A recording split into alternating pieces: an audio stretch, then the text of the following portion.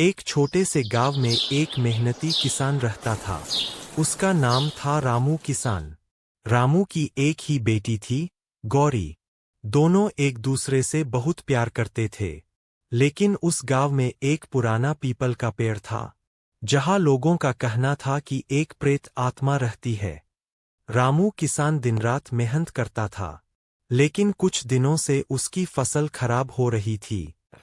हे भगवान, हर बार फसल क्यों बर्बाद हो जाती है? अब मैं क्या करूं? मेरी मेहनत बर्बाद हो रही है। बाबा, चिंता मत करो, सब ठीक हो जाएगा।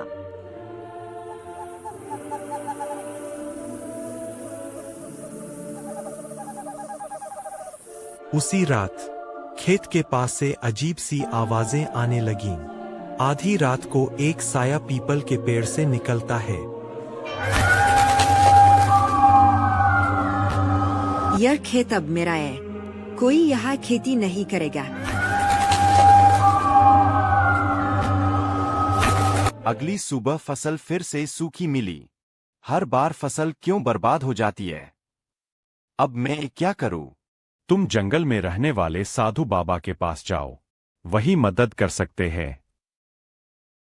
रामू अपनी बेटी गौरी के साथ जंगल में साधु बाबा के पास पहुंचा।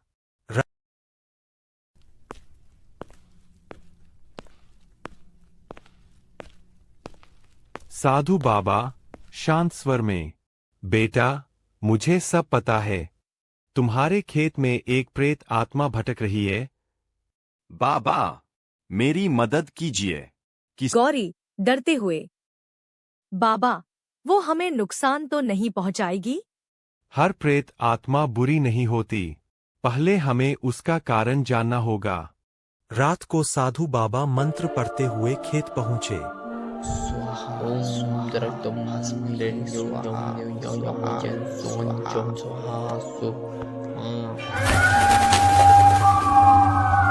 कौन है जो मुझे बुला रहा है?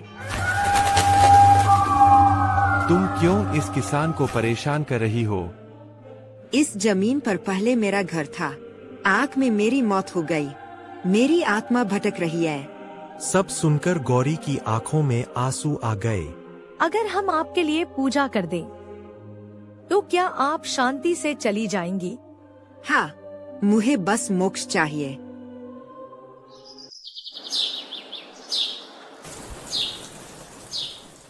अगले दिन साधु बाबा ने पूरे गांव के साथ मिलकर पूजा करवाई। सच्चे मन से प्रार्थना करो। धीरे धीरे तेज रोशनी फैली और प्रेत आत्मा मुस्कुराते हुए गायब हो गई। उस दिन के बाद रामू की फसल कभी खराब नहीं हुई। गांव में फिर से खुशियां लौट आईं। हर समस्या के पीछे कोई कारण होता है। अगर हम दया और समझदारी से काम लें, तो सबसे बड़ी मुसीबत भी खत्म हो सकती है।